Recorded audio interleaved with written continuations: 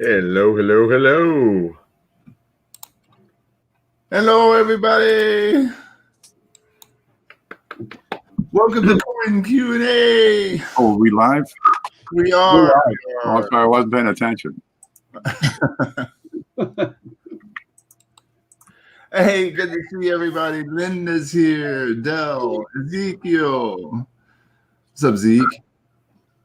We got Listener, Captain Jigga, Randy Collins. Yo. Uh-oh. Listener. I forgot to mute. That was my fault. Don't forget to mute. I closed it. All right.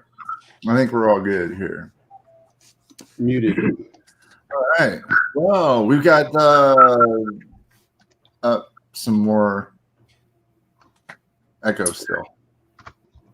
Got some echo somewhere. Not I. I'm muted. It's Frank. So if you have a more than one, oh Jesus, It's more Frank. than one device operating, make sure they're both muted. Frank has nothing else open. All right. I'm blinking. Why am I blinking? Blinking. There, I think I'm ready. Blinky. All right. Cool. Cool, cool. Cool, cool. Is it you? No, I don't have anything open. Here, I'll mute myself. You can eliminate. I don't hear an echo. Echo. Linda's here. I'm in a disco, Eddie. I Hey, am. James. The disco. Let everybody pour in here for a minute. Good to see you guys. Hope everybody's keeping sanitized.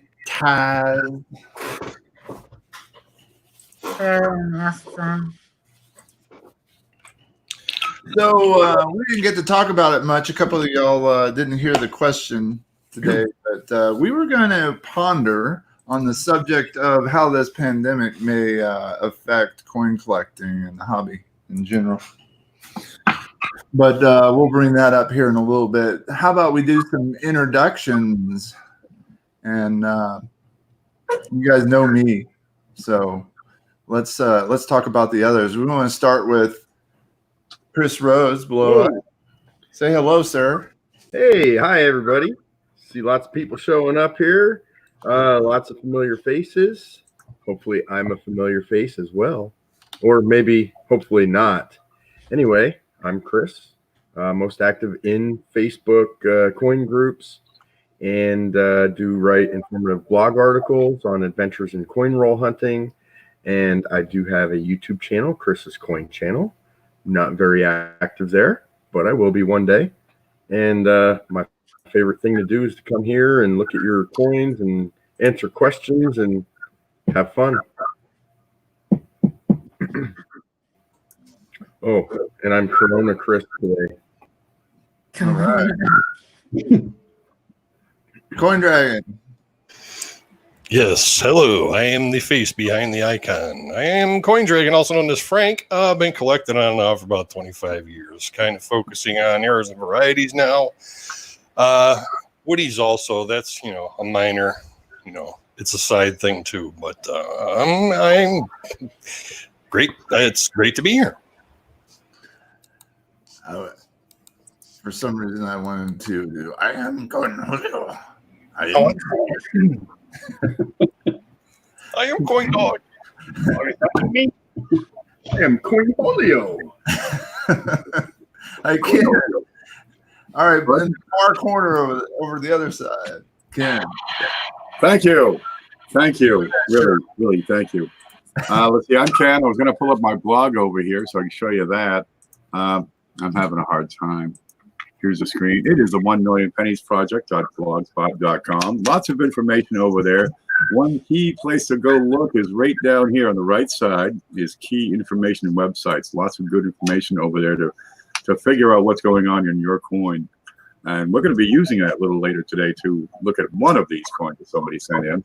And you'll find me on, let's say, YouTube. You find me on some Facebook groups. I get around. I'm what you call a promoter of the hobby. I just want everybody to stay groovy, right?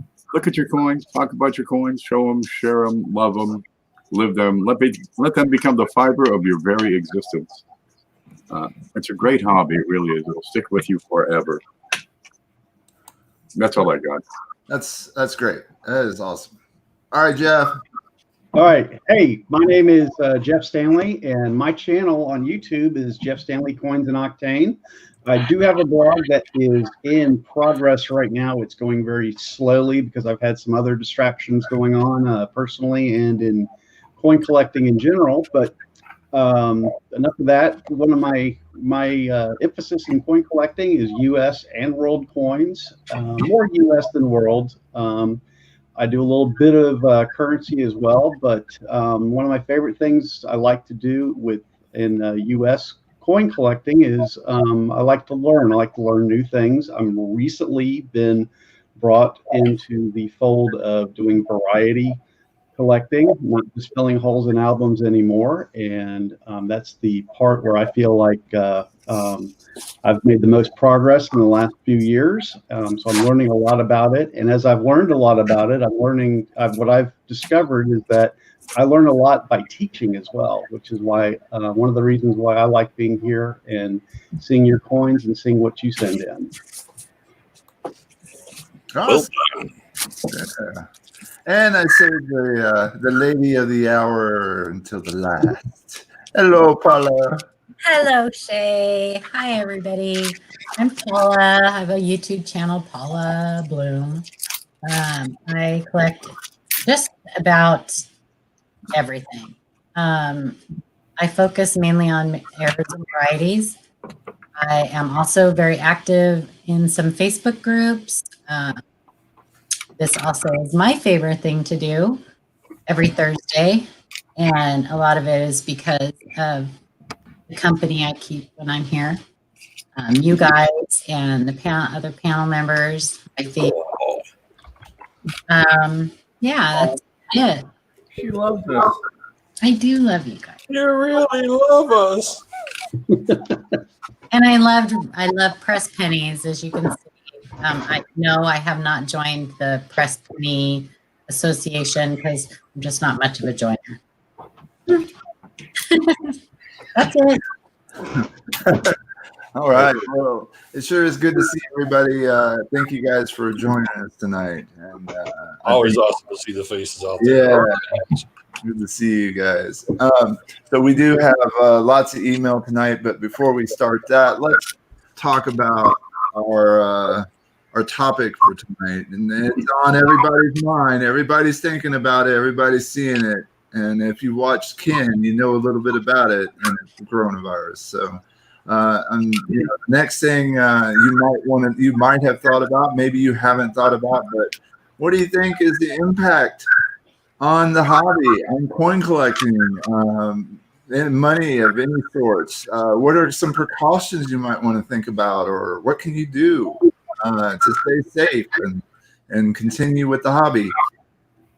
I know I'm on a buying binge right now, trying to get as many coins as I can in case I'm stuck in the house for the next 3 months. I think a few boxes of pennies and nickels and quarters should do. I think we have a fantastic opportunity in front of us right here. If we have a good percentage of the population stuck home, right? You can't go out to the stores. There are no coin shows, any public gatherings with hundreds or thousands of people. There aren't going to be any coin shows for a while. Good Lord, that's going to cramp a lot of our styles. But what an opportunity to go through these boxes and boxes of coins. Get them while you can. It might not be a bad idea to, if you do pick up coins right now, to let them sit, let them age for about a week and a half. The virus cannot survive on these surfaces for more than a few days. The cardboard, perhaps a few more, but I think 9 days is the maximum measured survivability of this virus on a surface. If you order coins through the mail, not a bad idea to pick up your mail with a glove and just set it somewhere, the garage or the trunk of your car or someplace, and let them age, let them develop for 9 or 10 days, and then open your packages, open your boxes. But once you get past that window of opportunity, that's kind of limited, yeah, you should be just fine. But if you're stuck at home, man, you can go a long way if you want to study these things, study the coins, learn about the varieties, the errors, what causes these things to come into existence. Man, if you're going to be stuck at home, make it a course and go get your coin degree and learn stuff. And boy, we can expect a whole lot more people on the other side of this thing to be a whole lot more knowledgeable if they apply themselves. I think that's the direction I'm going to push is learn, because geez, otherwise all you can do is stay home and make pasta. I like it, man. Stay home and study. Be safe, be smart, and study a lot. There you go. And eat bacon. Anybody else want to take a gander? I'd say one thing that you do that would be, if I know not everything is canceled. I know not all the shows are canceled just yet. Some stores, I'm sure plenty of coin stores are still going to be open. But, consider some of the people that do go to these coin stores and go to these shows. A lot of them are going to be, if you're younger, a lot of them are going to be elderly and are going to be in the compromised population, that if somebody is going to get ill, the last thing you want to do is be a carrier of this and carry it with you. So just be smart, stay home. Again, take the opportunity to sit at home, coin roll hunt, go through your collection. Recently, I just went through a Indian head penny book that I had, and I actually found something that I had missed 4 years ago, the last time I looked at that book, and it was a repunch date. And it just goes to show you, the knowledge that you carry over a couple of years of learning.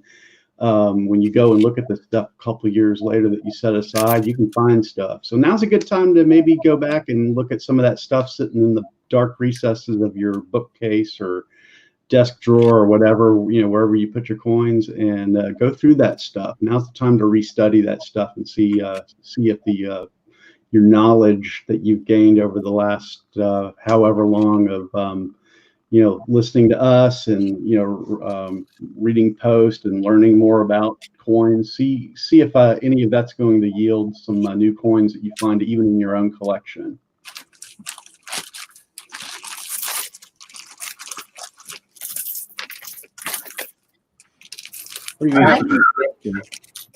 How about No More Licking Coins by Ken Peavy? Ew. No more licking coins. Okay. Yes, people are paying much more attention to their hygiene now. I can only hope that this building follows suit. Oh no. I can't lick coins. No, not anymore. Well, at least for a little while, until this, until the bell curve is on the downslope. Okay. So I'll just save them up and then lick them all at once when I'm done. Yes. Okay, Yeah. that'll Or work. hold them for a couple weeks first. Okay. Hold them. Yeah, I think what you guys said about going through your old stuff that's a fantastic suggestion. I don't know. I mean, obviously everything's going to be affected with this virus. It's kind of a snowball effect. I kind of keep my eye on what the military is doing and what the military is saying. I stay away from news media, and I just kind of watch what's going on with the military. I know a lot of the basic training. A lot of the bases have started shutting things down. They shut down a lot of the basic training graduation ceremonies. They're not letting the families in, not letting the kids out. So, yeah, just be smart about it. I'm one of those who's at risk. I'm immunocompromised. I have autoimmune. So I'm going to be staying home a lot, whether I want to or not. I think my kids are going to shackle me to a piece of furniture. I worry about my little grandkids, because even though kids don't seem to be real susceptible as far as being down with the virus, they're little germ carriers. So we're being cautious. We're being careful. We're teaching, hand washing and things like that. But as far as looking, I don't know that I'm going to have a lot of access looking at at coins. So I'm going to be reading a lot of the books that I have, doing a lot of studying, probably answering a lot of people's questions, spending a lot more time on Facebook. So if you have any questions, yeah, this is a good time. So yeah. All right. You got kids, you sell them off right now. Make some videos, do some videos, get out there and just start making videos. Yeah. So here's a question. Do you guys think that this is going to increase values of anything? For instance, maybe precious metals. Right now they're kind of diving, but maybe, maybe this is one of those hits the fan scenarios that might drive the precious metal prices through the roof. I think that people aren't. They dropped pretty heavily. Silver's running 15 and change right now. It's a pretty hefty drop. We're seeing volatility in the markets because of the unknown. As more information comes to bear, we'll see more stabilization. I think that the reason the metals have been dropping is that people they're not very liquid. All right. And I think that once people are dropping them so that they can take advantage of the low prices in the stock market, when they think it hits bottom, they're going to buy. And I think that's because, the stock market produces greater returns than the gold and the metals, right? Over time, gold metals are about preserving the value that you have. And so I think there's a little bit of that going on. Now, there's also the panic, right? Ken's been talking about in 9 days, it's unbelievable the growth rate of this thing. So, we just need to watch things as they go and see what happens. But I think it's unprecedented at this point what's going to happen with the mix of events going on in the world, from the oil issue, the lowest oil price in a long time, and the metals going down, and the pandemic. How come my gas is still over $2? Yeah, we're at $1.94 here in Texas. I'm driving out there getting gas. $2.60 So up here.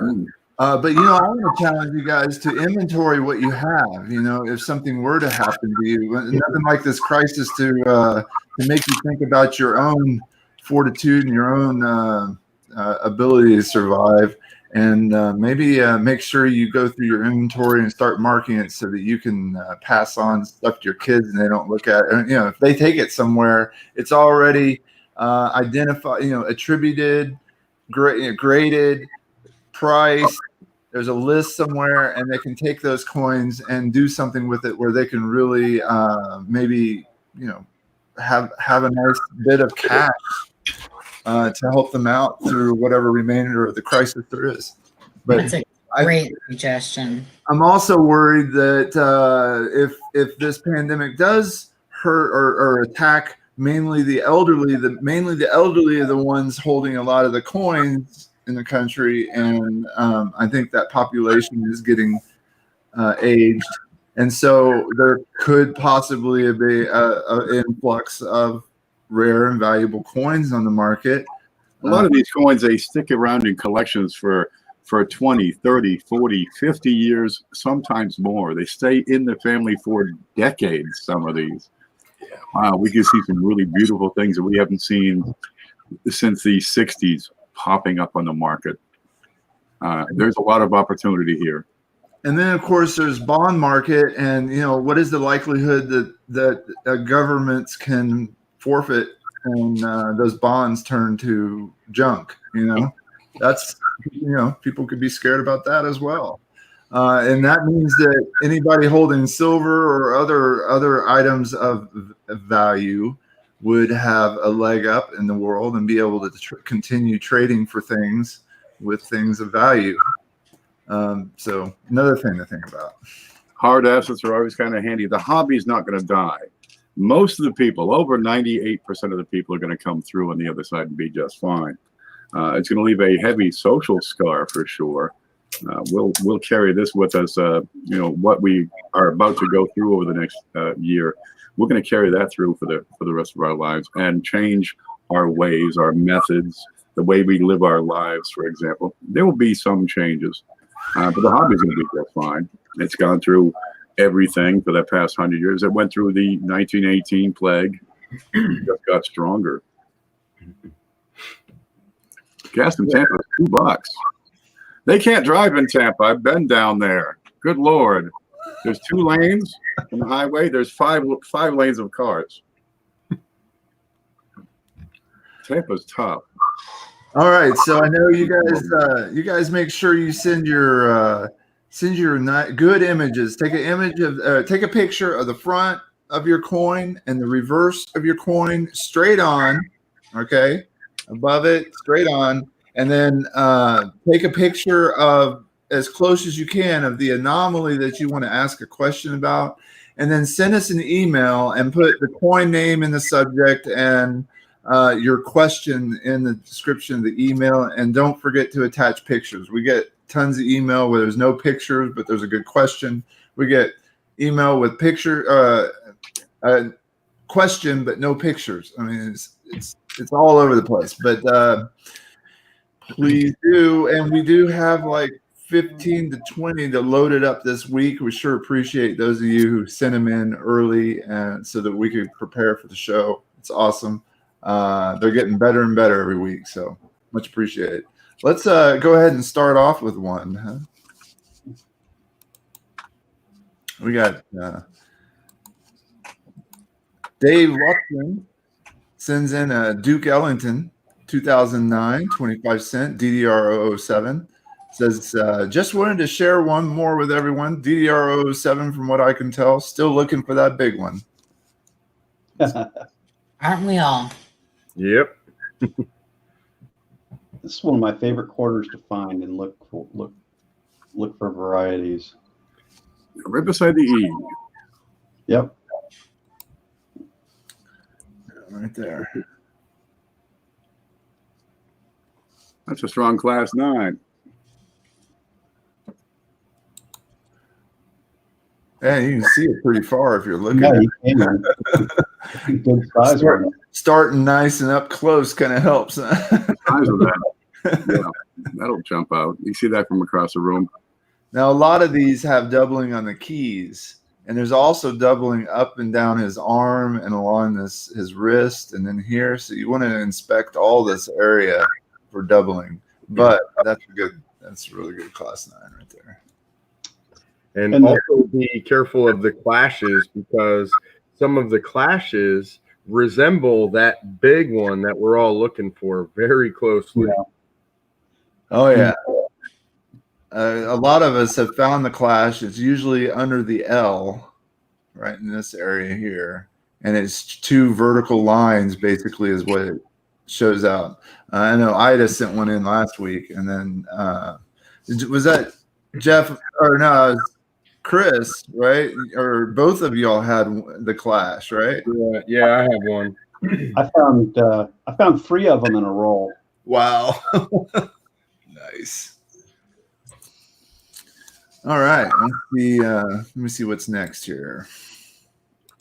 And just a note, the big one that we're talking about is doubling on the E and I believe both L's. If I'm not mistaken, it's very pronounced. You can't miss it. It's Denver, which is unusual.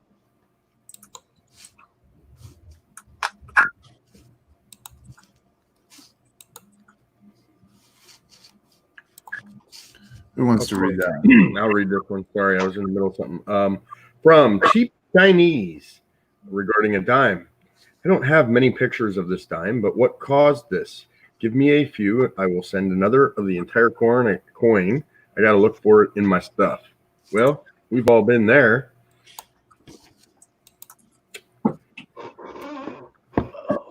Oh. Well, that looks like a clash. Oh, yeah. That's a nice. That's a good Very nice, strong clash. Maybe a bit of the tree or something? The limb?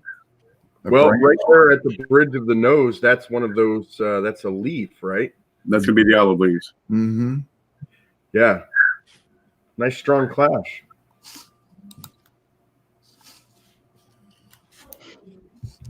Anything on the reverse of that one? I don't. He didn't have. He only sent the 2 pictures. Okay.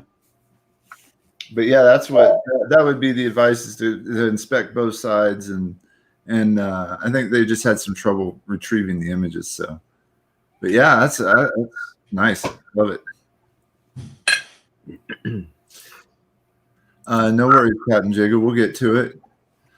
We usually take pictures up till 9:30, I think, Eastern time, so 8:30 Central time. So we should be able to get to those. All right, let's see what's next. Ken, do you have one loaded you want to do? Yeah, let me try to get this lined up here. I got to hit this button. Then I got to hit one of these buttons. Is that the one? Let's see which one I got ready. Okay, let's see. Run down. It's Ben Marler's. Yeah.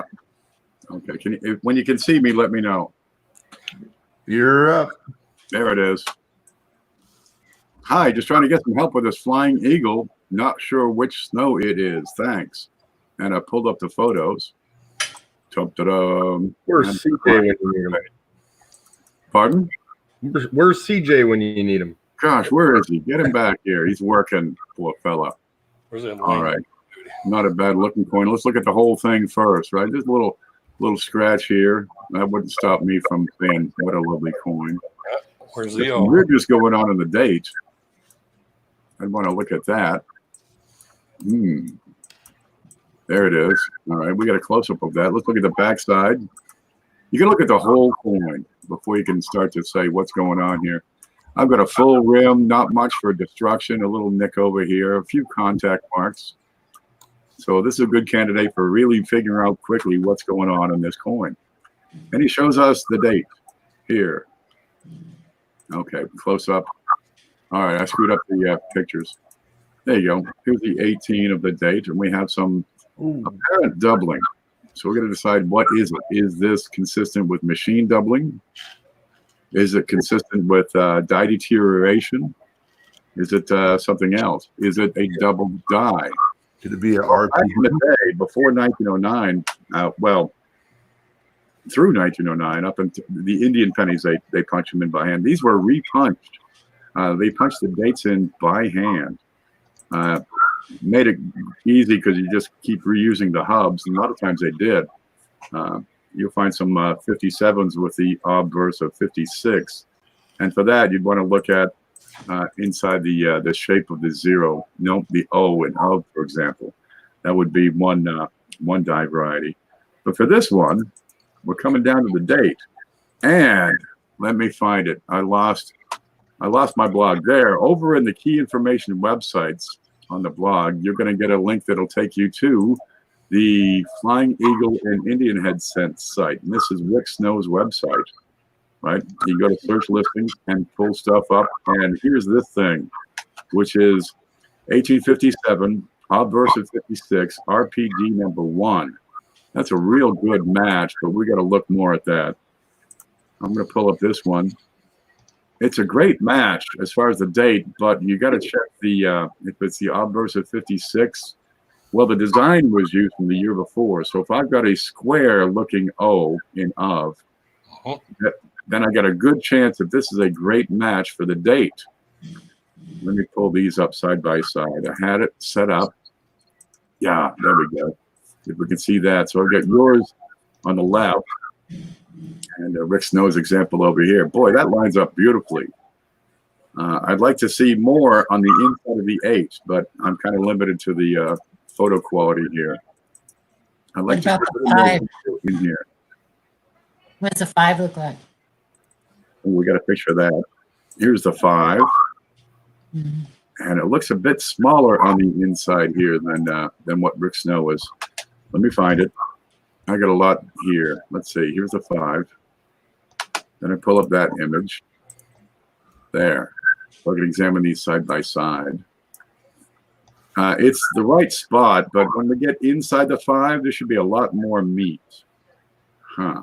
Yeah. That's The a big whole diagnostic to look for on this one is the inside of the O. If I get a square O, then I'm really looking at that particular double die as being the answer. And here's the O. Yeah. That's kind of square. Should be more oval. I get sharper points here. Let's go back to here. Pull up that one. Pull up this one. It's selling me, but I'd really like to get better photographs for the inside of the 5 over there beside the O, for example. Maybe some different light angles. repunch date number 1 looks real good. This is one of those examples where a little bit of circulation damage makes it really hard to be 100% sure. Yeah, The whole coin. This is fine. Probably a little better than fine. It's got a little injury here, but I should be able to tell, what's going on. This is the reverse of 56, looking at the O. And on those, boy, this is a really good match. So I'm going to send you over to, where to go? I'm going to send you over to Flying Eagle and Indian Head Sense. Also, get a hold of CJ. CJ knows everything there is to know about Flying Indian pennies. This is promising, however. Now, right now, I'm having internet trouble, so I'm not able to load others to compare. But some of these, well, these are CUDs, so they wouldn't really matter. There are some double dies, but I'm not picking those up either. And more, I just can't tell. Okay, so well, later on tonight, the internet slows down out here. Everybody's watching movies or cat videos or something. all right. Thank you. It's very, very timely that Mama Lou sent this in, so I'm gonna go ahead and show this. From Mama Lou, 2009 DC quarter, it was suggested by Michael Kittle to have you take a look at this coin for possible error on the ELL in Ellington. I trust your opinion, so here it is. Wondering if this could be a doubling error. And this is the clash that we were talking about. Yes, it is. You can see right here, right here and here. This is the exact clash that we all have. Yeah, man, it did make my heart skip when I first I found was it. going to say, it gives you a heart attack when you see it. Yeah, it sure does. Yes, for a reference so you can compare it to other clashes that you get. Looks like there's a diagonal piece in between the keys as well. Maybe a hit. Yeah. Yeah, and it's at the, I think is that at the wrong angle from the doubled die? Let's see. Yeah, I think the double die is a little more sharp of an angle. Yeah. Yeah, I was thinking that's part of the clashing around Washington's hair and ear area there.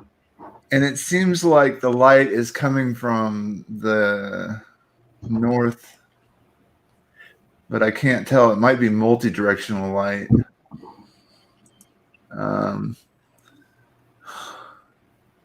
So this looks like damage. Yeah, I'd agree with that. That's a little dingo over there. A little dingo. All right. The dingo ain't your baby. I saw a license plate today with ding. It just said dingo, and that's the first thing I was saying that the whole way behind them. A dingo, it's my baby. I will say that for the rest of my life every time I hear the word dingo. No, the baby ain't a dingo. I'm going to be one of those like 90-year-old men, if I make it that long, that people are just going to look at and think, man, that guy is crazy. Something wrong with that guy. We think that now. Thank you. I appreciate that. From Zeke Rodriguez, he's got a 43 steel cent. I think this is a early die state of RPM for RPM number 3 on Variety Vista. Markers are late die state and middle die state. Most markers are close to the match, but in different locations. Stage C has a lot, and I picked up a few only.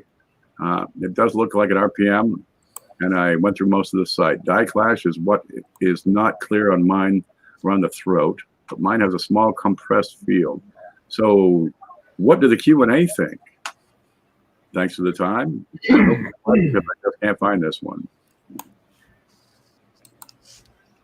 Well, we got a nice looking coin so far.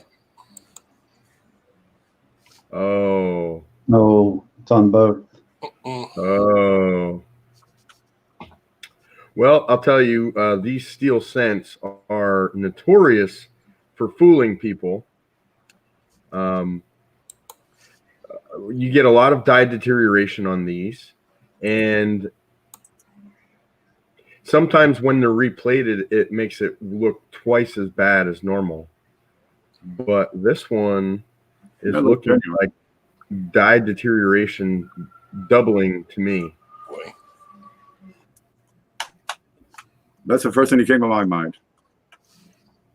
When I saw it on the mint mark and I saw it on the date in the same direction, that was the nail in the coffin for me. Yep. Oh, but you got lots of little things going on with little chip, little die crack, little things that make it interesting. Yeah, it's not a bad looking coin, to be honest with you. Unfortunately, it just it's got some die deterioration on it, but that's a nice album coin. Yeah. Nice sharp details, no rust. yeah. I went through a roll of circulated ones here a little while back, and I found a lot of really nice die cracks and no double dies, but I found a couple RPMs. It was they're ones you definitely want to pay attention to and look for this little stuff. All right, we've got our next one to move on to. Anybody want to read that one for me? I'll read it. Silver Wishes and Gold Dreams, 2004 error quarter. This is a strange one. The coin shop looked at it. It's not super glue. Images under the Michigan stamp. Coin shop thought it was real. What do you think? We had sirens. I had to mute myself. Uh-oh. Oh, That's wow. myself living near the fire department. Well, I'm going to say I'm sorry, but the coin shop that you took it to is wrong. And that is definitely some sort of substance such as glue, caulking, some sort of adhesive, definitely on the coin. And there was another coin glued to the other side that has now since fallen off. You can actually see the height of the material down towards the bottom there. Right around E pluribus unum. You can see that it's raised off the coin. It is absolutely some sort of, as Ken would call it, doo-doo. It's doo-doo. You got a rim here. You got a secondary rim inside the primary rim of the coin. The die does not create the rim. Another coin pressed into a coin would create a rim on the field of a coin. Another coin pressed into some doo-doo that's on a coin would leave a rim mark. So it's definitely post-mint. It appears to be a contaminant stuck to it. They call it adhesive doubling. But also look at the letters over there on the left side. That's America backwards. Anything process will leave a coin with the letters are forward, where the letters are raised up properly. Look how it wraps around the rims there, like 10 o'clock and 2 o'clock, too. Yeah. It looks like the same debris sticking out. It's stuck to the side of the coin. That's a spender. It's a goner. Yeah. We see these. I mean, I see them all the time in coin roll hunting. People love to stick glue coins to cards that they give to kids so they don't get lost, and they just rip them off and toss them back. And you guys find them And Well, another thing is, you ever get those letters in the mail and they say, this nickel could feed a child for 3 days. When you send it to me, And yeah, you're right. And then they send it to you instead of sending it to the child. But there's usually some sort of adhesive on the back of those.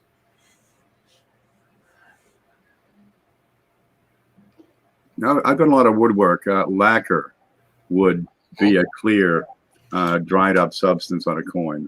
Polyurethane, perhaps wax, glues, all kinds of different things. Sugary water, right? That hardens in your car because you left your soda can in the little cup holder and there's some change in there. That could do it. Soccer van coin. all right. That's what it's called. I'll get it. From IL Matt regarding strange nickel with an error I've never seen before. I know this is struck wrong, but what would you call this error? Notice how the words "in God" appear to be floating above that crease in the coin. I would have uploaded more angles and close-ups, but limited to 25 megs. Yeah, I hate that too. All right, 1981. It's a little bit misaligned. That's dye deterioration. Ridgering. It's stuttered.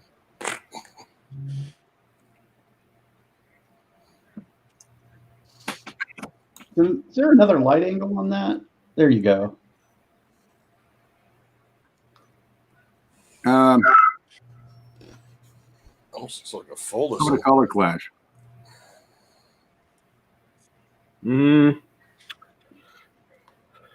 I would think that would keep going through the rest letters a little bit further. OD.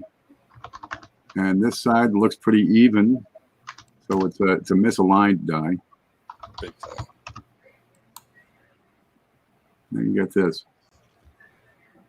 We got one that almost looks like a fold. Oh, that's definitely not a fold over there.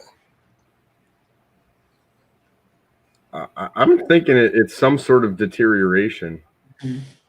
Probably like a sharp ridge ring. Yeah. Coming Yeah, in. it has a lot of characteristics of that ridge ring. Yep. It's some of the letters like that. Yep.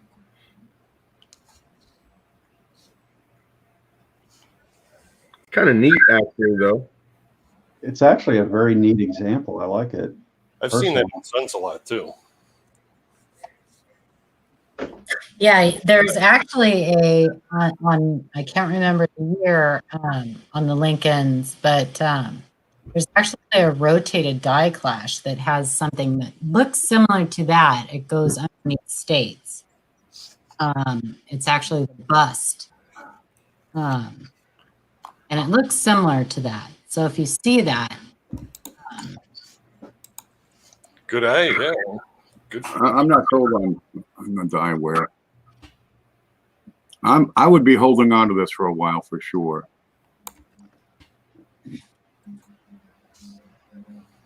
Yep, I think there is some interest factor in that. Yeah. Hello? You've got mail. You are now free to move about the country. All right. I guess we're not completely decided about what this is. Further study would be very recommended. Yep, Yeah. that's the glory of this. You can put it aside and come back later. Maybe you'll come across an article one day that has something written about that specific anomaly. I actually do. I'm looking for it right now. I have two labeled "What the Frank" essentially, and it's essentially the stuff that I can't find, anything for. It's raised up on the field. The field is heavily raised. So on the die, that bit of field is pressed in almost to the tops of the letters. Well, there's some things we can eliminate, right? I think we can eliminate a cud because then we wouldn't see those letters anymore in that area. No. Well, No, yeah, right.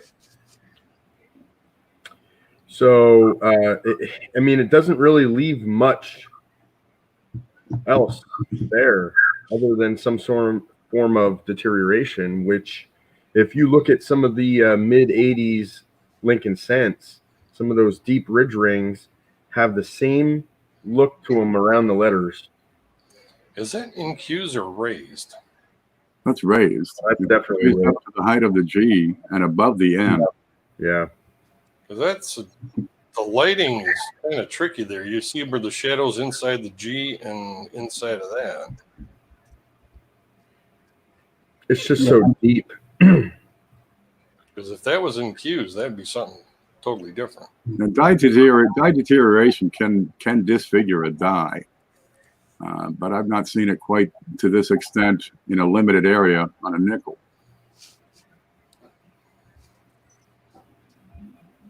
Okay, the light there is better. It's shining on that side and it's shining on that side. Wow, that's tricky. It's like looking at the two boxes and wondering if they're coming at you or going away. Yeah, it comes down to a zero slope over between O and D. I mean, it kind of. I want to say it kind of reminds me of a retained cut because you have the difference in the height from the normal field to the thing, but normally that's a clear die crack. Yeah, and I think if it was a retained cud, you would still see the letters, and the letters would also have shifted up as well. That's true. None of the letters shifted themselves. Yeah, good point. No, I don't see evidence of a fold over. I don't think it's a planchet error. I think the issue is on the die. So we should be able to find more of these somewhere. I like this picture best. It's the clearest. It's almost like the die itself was damaged. That's where I'm headed. Die attrition.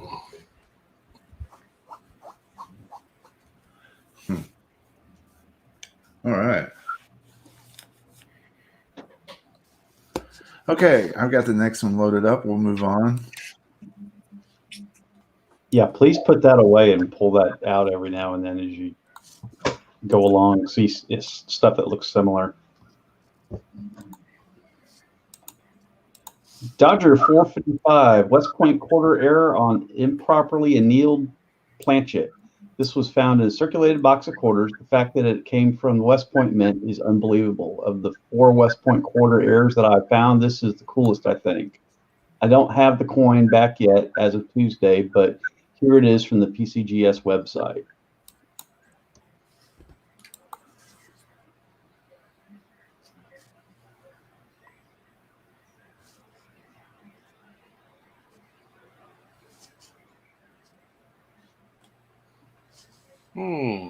What are we looking at again? I'm sorry. PCGS has certified this as improperly annealed. Okay. It's a black beauty on a 2019 W quarter. Yeah. Did we see this coin or one similar to this raw a while back? Interesting. I have kind of a memory of something like that. Yeah. Yeah, I vaguely remember seeing something like that. Pretty interesting. It's a new black beauty. See, I rarely offer improper annealing as a solution for a coin problem because I can't tell from an image. Right.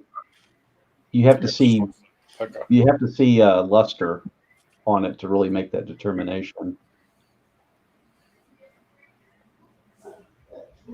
Can you? We all said environmental. That would be my assumption. Can you explain that further, Jeff? Yeah, on the black beauties, when they improperly annealed the coin still got struck up, and the luster doesn't come from the coin being shiny like a proof or whatever. It comes from the luster, and when a dark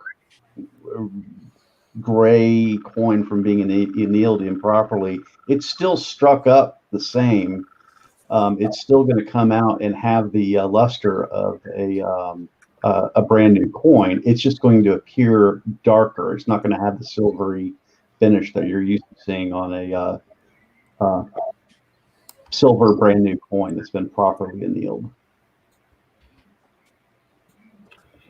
Yeah, that's right. I own a Black Beauty nickel. I bought it, I think, from Mari Villegas, and he found it in an uncirculated, bank wrapped roll. So when they come out of something like that, or a bank bag, I mean, there's kind of no question, really.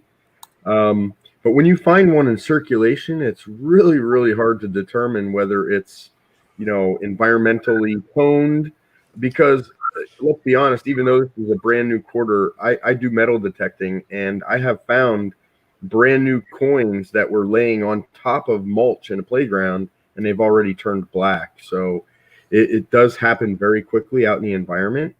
And I'm just curious what testing or what determination they use at PCGS to tell the difference between one or the other. Now, as Jeff said, the cartwheel luster is definitely a good way to look at it, because if you pick a quarter up off the ground that's black and it's environmentally toned, it no longer has that luster. It gets a dull finish to it real quick. This one, we can't see luster on this photo, but I would have to trust PCGS on this one. Yeah, it does have that centering appearance, that centered appearance. Yeah. Modeled appearance. It does, but if you've seen the environmentally toned ones, they're almost identical. It's so hard to tell the difference. So I'm just curious to know what PCGS does to tell the difference between the two. My guess is they probably stick it under some magnification, and they can tell the difference between the environmental damage and with luster is just metal flow lines. So they should be able to see the metal flow lines of a coin that's not been environmentally damaged. Yeah, because that centering is just, I believe, just a thin coating. Nothing's added to the coin. It's cooked. Yeah, annealing has to do with the heating and cooling of the coins. The metal stock, I guess, right? The plant. The centering is actually coin metal dust, right? No, sintered planchet and Black Beauty, like improperly annealed, I think they're interchangeable terms. Right, but what it has to do with heating it up and cooling it in a certain way so that it doesn't shatter when it's struck by the dies. It kind of softens it in a way that it stays hard, but it's soft enough that it won't shatter when it's hit by the dies. It's easier on the dice. Well, the way it's defined is a coin struck on a blank or planchet which has stuck in the annealing drum and it's partially or completely coated with sintered coin metal dust. Showing on the struck coin is a thin, hardened coating, usually a darker color. The heat is not great enough to melt the powder, but it is enough to produce a sintering action, which turns the powder into a hard coating of significant thickness on a struck planchet. Imagine that. There you go. The sintered coating is strong enough to withstand the stress of the strike, and several coins are known struck on sintered planchets.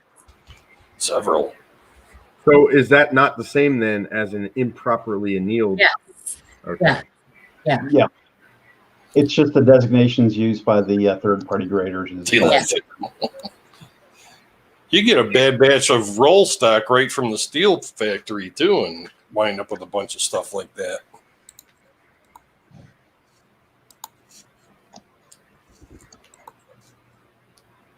Nick Hurley. So I imagine if that's what it is, if it is some kind of coating or something, that probably is exactly what they do. They look at it really super, under super high power magnification to see if that's what it is. So then it might also have extra weight. And the micrograms. Yeah.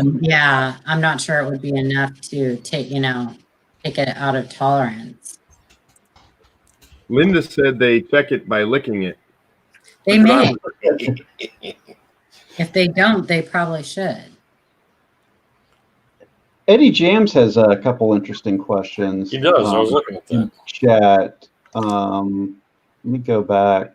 Are there different stages to improper annealing and different colors? I would I would imagine there's degrees of it. I don't think it's measured by the third-party graders. I've never seen that, but I've seen black beauties that have been darker than others and more pronounced. I've seen some that had wonderful luster.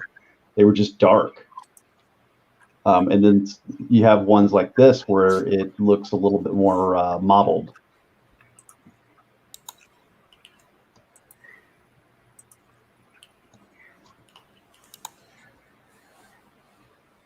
Oh, he works in a mill.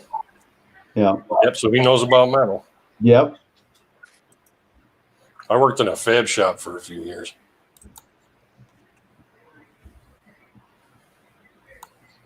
Oh, JC used to repair the stretchers. Cool. Okay, well, I'm also reading that improperly annealed and sintered are two different things. Yeah, that was my last question. So when you read that, it told me that it's two different things. So yeah, improperly annealed is what Ken said. It failed to receive the correct amount of heating in the annealing process, or bypass the annealing oven. Going on the struck coin as weakness of the strike, which that wouldn't be. That coin wouldn't be because it doesn't have weakness, right? Yeah, it's pretty strong. So that wouldn't be improperly annealed. It shows on the struck coin as weakness of the strike with poor metal flow into design element. The coin struck on a hard planchet will have poor metal flow into the design and may easily be confused with a weak strike. Cause may be intentional or due to equipment failure or operator error. Dodger 455 mentions it looks weird under magnification, and I would imagine it's magnification that they use. So they're calling that an improperly annealed? Yes. That was what it said up top. Yeah. Yeah, I actually went to PCGS's website and plugged the number, and I just wanted to see exactly how they had it labeled. Well, if the definition of improperly annealed, if the characteristics are a weak strike, then to me that looks more like a sintered planchet, because a sintered planchet doesn't affect the strike. So odd. I mean, that looks see very evidence of a weak strike, though. Huh?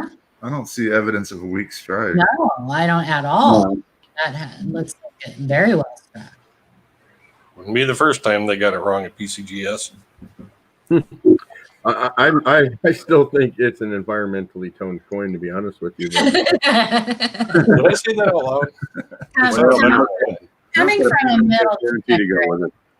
I swear to God, I dig stuff like this up all the time, and it looks exactly like it. I probably have some in my little mini garbage can if I look hard enough. But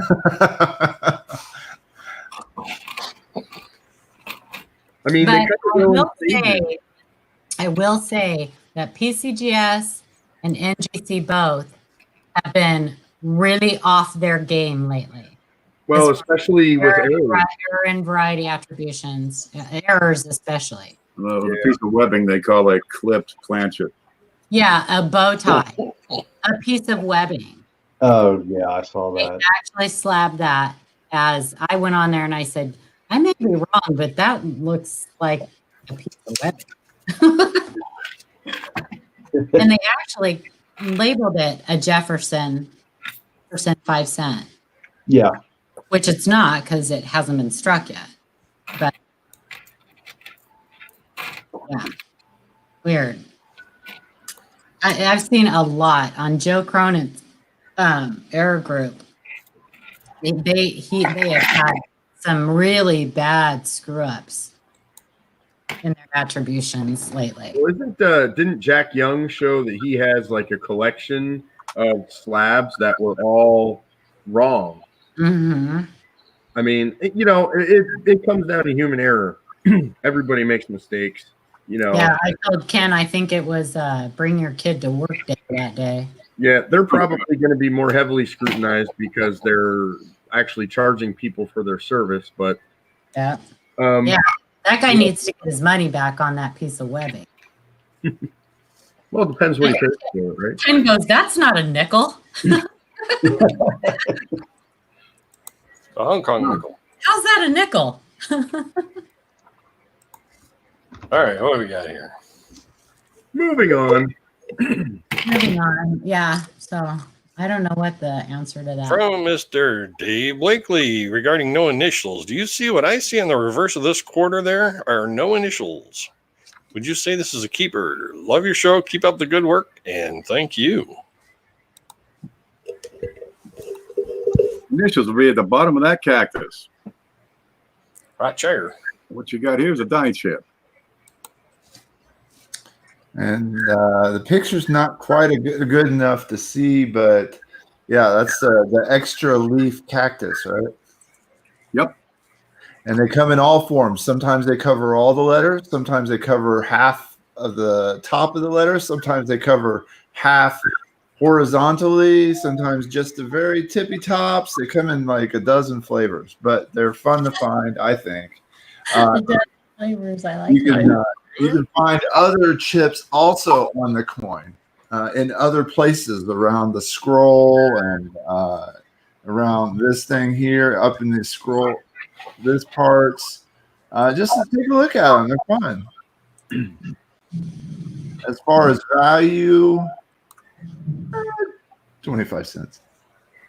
But I like them. I have rolls of them, if that tells you anything.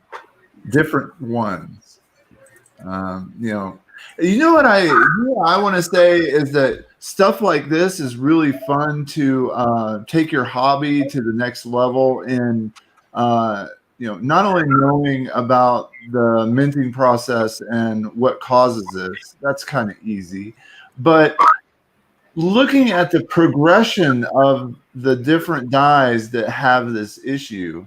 And looking at is it a single die? Is it multiple dies? And trying to figure that out and looking for other markers on the coin that might tell you that.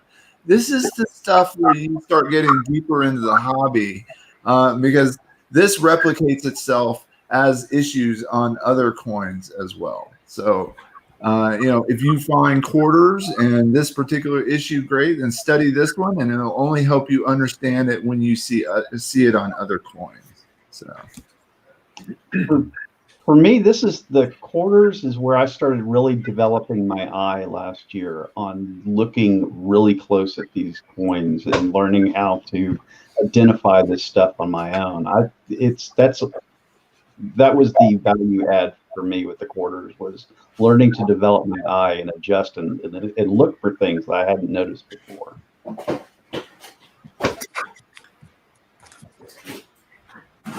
Yeah, that's one of the great things about learning one denomination. Learning everything about the design and everything else, because then you can look at a coin and see right away that something is not right. You can learn 100 different designs on those quarters. Yeah, well, I don't, so that's why I don't do quarters. Quarters, these state and ATB quarters are wide open because they have so many different designs out there, and it might be just a minor die chip, but I keep up just about every one of them. I know you do. I've just now started to kick back some of them that I'm seeing repeats on. Yeah. Not this guy. I used to, and then I realized they started piling up all around me. So yeah, that's what happened don't with me. need them. I'll let Dave find them. Yeah. But man, they're cool to find when you first start, and they are really cool to find. I mean, like that one there, I would keep that one. That one has some interest to me. That one there has some interest to me. You know, those I would, but I only keep the really big ones, the really big die cracks, the really big die chips. You hear the big variety, folks. Bill Thivas and Ken Potter talk about they look for anomalies that have character to them. Mm-hmm.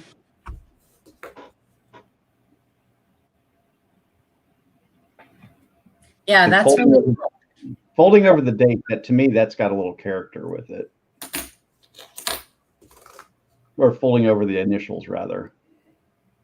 Well, we got the BIEs on the Lincoln Sense, where it's a die chip in between the letters of Liberty. A prominent location, I think, would have more interest. Yeah. Oh, I do keep those BIEs because they could be all the way across. How many of these you got? Well, this was just one little tube, and I've got like 2 or 3 of them full of different ones. Some of those were the same, but yeah, I told you I like keeping them too.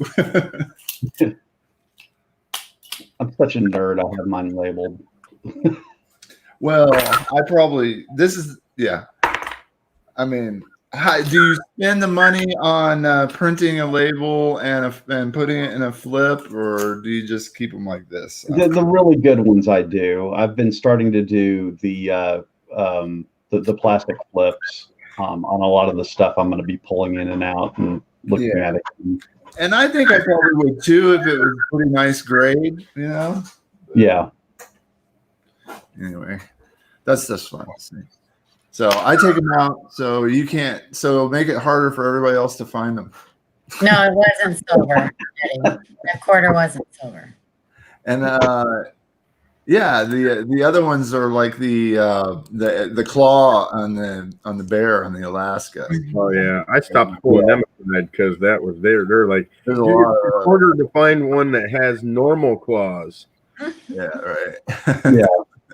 And the kids love the pooping horse. I mean, if you want to get a kid hooked on roll hunting, you show them a pooping horse. And It's got poop on it? No. Name anything. Put pooping in front or behind anything, and the kids will collect it like that. I got a pooping bird. I know you do. Yeah, I like the hump on the Kansas bison. That's a good one. yeah. Yeah. Heck, the ones you've been finding on the San Antonio ones too, Shay. Yeah, I've been finding a lot of those. It looks like Ken's got the next one up. I got one from Art Ring. All He says, right. Coin at yahoo.com. He says, hello, coin friends. Thank you for checking this 1949S. Had it in my pile for a while now. I believe it's a ragged clip. Okay, we'll take a look. Looking for opinions on whether it deserves a 2x2 or a circular file. Thanks for your time and keep up the good work. And from Art Ring. Okay, where are we? We got pictures here somewhere. What's going on here? We got some weirdness up at the top. Can we see the top here? Some goofiness. Barely. Can't see we. There we go. Okay. Oh, Is it a ragged clip or is it something else? Here's the bottom. that looks like a ragged clip to me. Sure does. Yep. Here's the other side. Oh yeah. Look at right above the R, I, and B. Yeah. You have clear Blakesley effect going on there. There's an end shot. This is beautiful. He has taken a shot of the edge, and that's going to really help us to really tear into this. When you're talking about issues on the edge of the coin, show us a shot of the edge. And, You know, I kind of disagree with them calling these things clips because I don't know how you can clip something out like that. To me, that is a defect in the metal, or it's the end of the metal strip. That's exactly what it is. I do agree with you know, there are ragged fissures. I own 1 or 2 of those. That I understand. It's basically a flaw in the metal when it's rolled out. And like I said, also the end of the metal sheet will also have that same look to it. Where the term clip came from, I have no idea, but yeah, that looks legitimate to me. Yep, I agree. Also, it's not a clip; it's a fracture of the metal. Mm-hmm. But let's tear it apart. Okay, what do you got here? Your typical issues when you have part of the planchet is kind of missing, right? It's not quite full. It's not a complete round planchet. The first thing you look for is on the other side of the coin. If I can blow that up, and you look for a weak rim on the opposite edge. Okay, so this is up here from noon towards 1 o'clock. We go down to the bottom, look at 6 over to 7 o'clock, and we got a weaker rim because you got to have opposing forces for the annealing mill to push up that push the rim up. On the back, the same thing, a little bit weaker, opposite the anomaly. Because if this wasn't a full roundness, if it wasn't a perfectly round coin planchet going in, when the annealing mill pushes on one side, it's not always pushing on the other. And it's the Blakesley effect. Okay, that supports the idea. Now we take a ragged clip or a ragged fracture, which I think this is more accurately described as, and let's mint it. You put it between 2 dies inside a collar, what's going to happen? That metal's going to push outward until it meets the collar. So I'm going to have a nice even round coin where the metal has bumped up against the collar and then flattened out, which is what we see here. This is exactly what I would expect from a ragged piece of metal that's mostly round going in, and we have flatness. Now that's the issue I have right there. That's my only question right there, that inner rim. Up here? Not on the side, in the middle, the inner part of the rim. How was that formed? Good piece. Let's get another shot of that. She's got we have a little bit of metal right up. Other side. There is no rim on the obverse. On the right there. On the No, rim. I don't think that's a rim. I think that's just a trick of the lighting, making it look like it's raised. I think it just, the metal just ends. Yeah, it just stopped squishing at that point. Yeah. Now you also have more parts of the die. You got a little trench that goes around the design of the die that keeps that rim from getting extruded into these monstrous weird shapes like a mushroom. And if the metal is squeezed and encounters that rim trench, they would stop it and make it flat. But this are totally underrated. I just think that there's not a whole lot of opportunity for these to be made.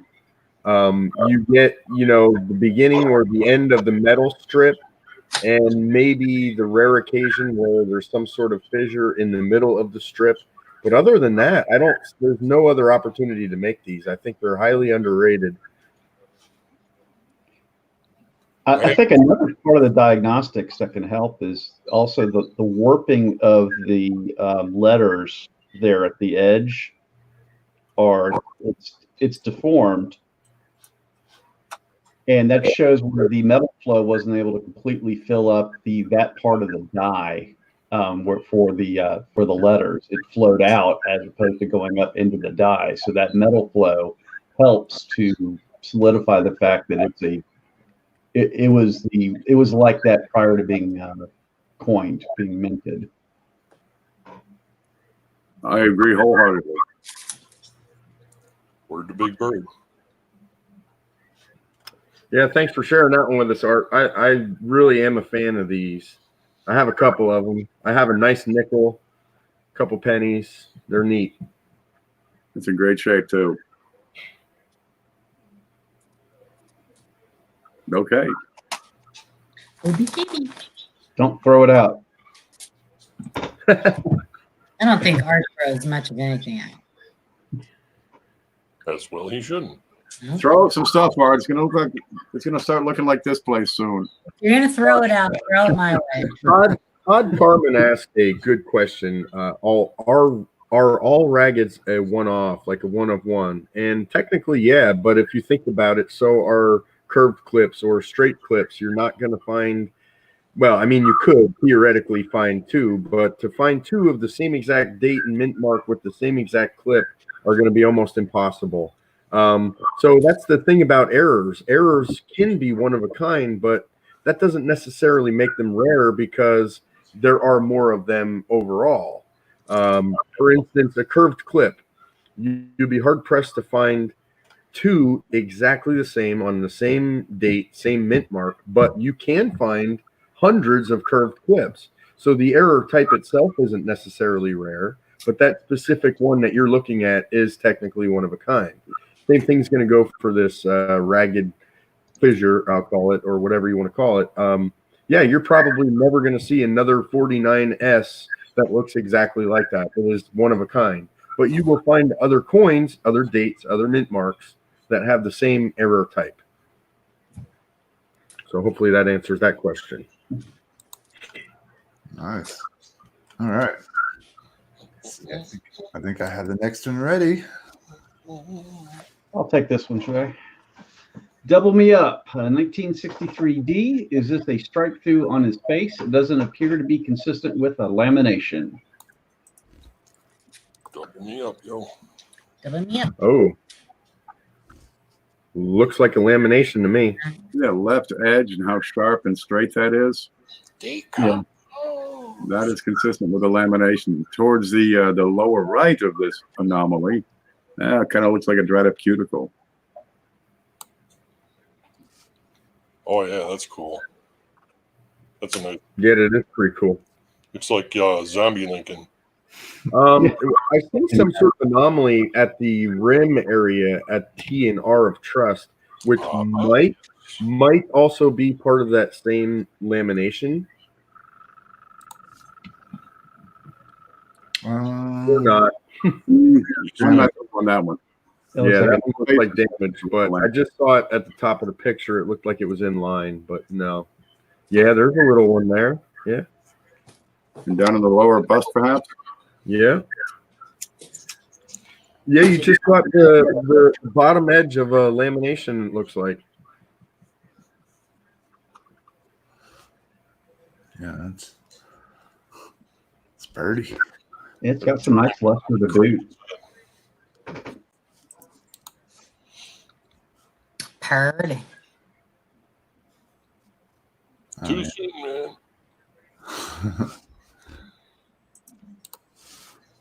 All right. Did you check the mint mark? Oh. Oh yeah, I was looking inside that bottom curl of the three too. I was too. That's exactly what I was doing. It's like, is it up? It's a force of habit, man. Yeah, there's some goofiness going on there too. What the? That would have been my question. Anyway. That is pretty cool. I don't know if anybody noticed, but Gavin really likes Chuck E. Cheese. I did notice. He did ask about I meant to say something about it. I meant to ask him what year. He doesn't have two It was dates. a 1977 Chuck E. Cheese token. All the way to 2017, but I was going to ask him which two dates he doesn't have because I had just pulled a whole handful of them out of the Coinstar. Really? Wow, man. Yeah. Funny. They all get rejected. That's great. Chuck E. Cheese is still around, so. Look, I ate look at all these tokens, and look, No way. they won't slide down into the quarter holder very well. He's a $half holder, I need to take.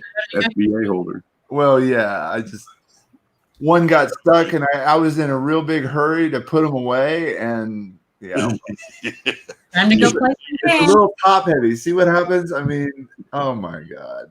Well, Anybody else old enough to remember Major Magic? Get in there and just jam them down. Yeah, Oh my We can god. use that. Now, I wonder if Gavin has any of the Major Magic tokens. oh, I got showbiz tokens in there. Major magic. Showbiz pizza? Yeah, showbiz. I remember Showbiz. Yeah, I think they're like 92 Showbiz tokens. I love Dave and Buster's. They- 1992. Oh, I do too. I play that game where the things fall down and it goes like this. Oh, the quarter pushers. Yes. There, he said it. He said it. He needs 87 and 89. I'm going to check for you, Gavin, right now.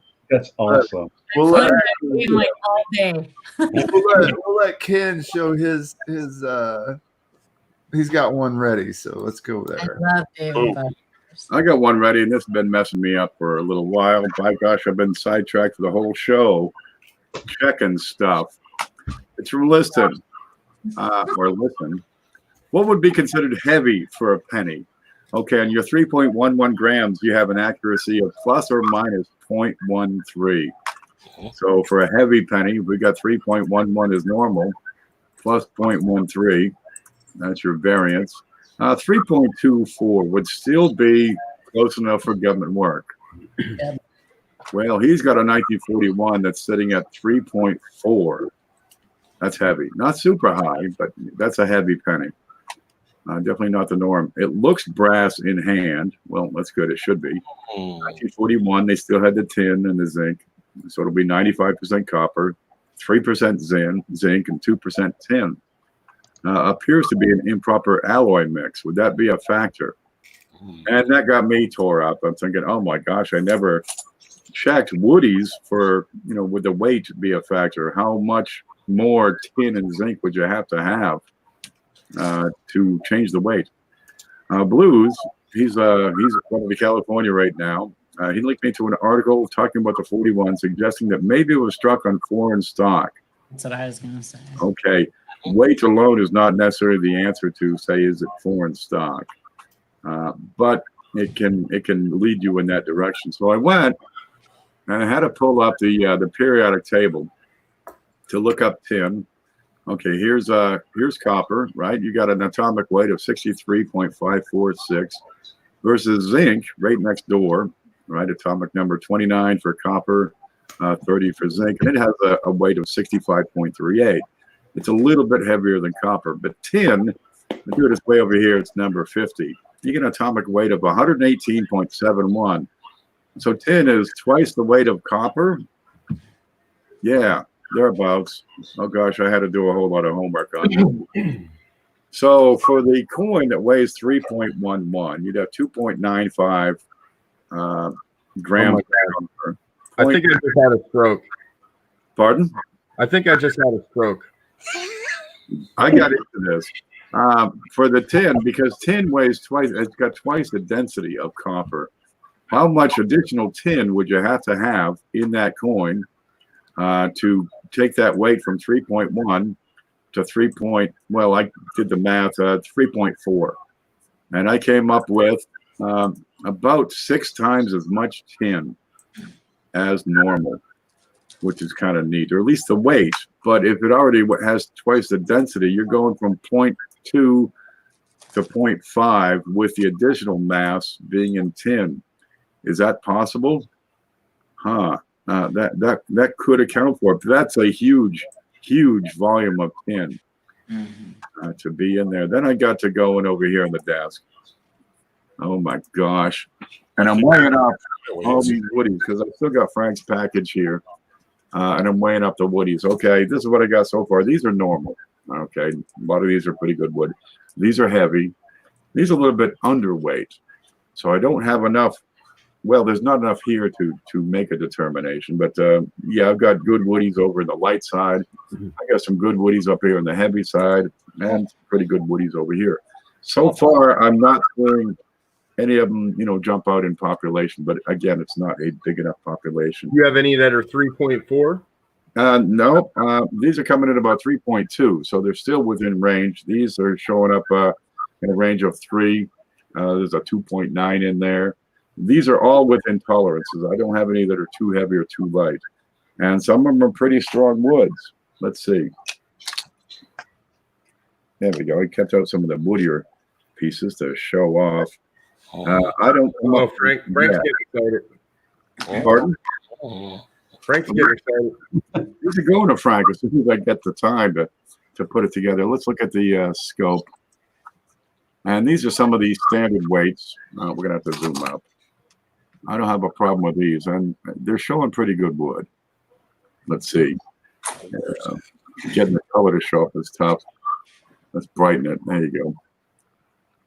But it seems to be, historically, from what I've seen, 1962 was the end of these traditional woodies, where you got, partial grain, this bright color over part of the coin or all of the coin or just little splashes.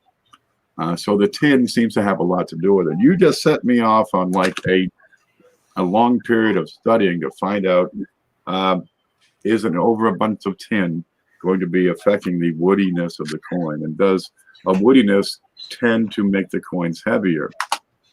Okay, where's the screen? Because we got your coin. This is what he sent. It's a 1941. It's streaky. It's kind of grainy. I almost see some crosshatch. And you got some. Oh. You got long in one direction and kind of short, narrow in another direction. It's a woody for sure, and his is 3.4 grams. That's a good year for him. So is it? I don't see much on the reverse, and that's normal for woodies. And here it is, 3.4 is what his scale says. You got 2 decimals. Works for me. Is his scale accurate, though? Is it calibrated? Is it accurate? Weigh 20 nickels and see that they all, come in at 5 grams, or weigh 20 pennies and see if they're coming out, within tolerance. But this one, if it's heavy, could it be an overabundance of tin? The numbers say yes, but that would have to be a massive overabundance of tin to cause that overweight. Maybe. So this is an unresearched issue. Well, I actually have one that has quite a difference in composition. It's obvious. It's up on my scope right now. So I'm wondering what it weighs. I've never weighed it. I'd be interested to see if the thickness is any different, because I would think the diameter is correct, right? You would assume the diameter is correct by looking at the coin. I don't see anything to tell me otherwise. So then there's only 2 other ways that the coin would weigh more, and that would be a metal density difference or a thickness difference. Well, I came up with 0.29 additional mass, which is only 9% overweight. It's enough that it's, heavier than it should be. 0.13 is standard. So you got a variance of about 3% normally. He's got a heavy piece. Would it show up in the thickness? Not by much, but 9% extra thickness. It's barely a millimeter thick now. So what, 1.1 millimeter thickness? That's going to be tough.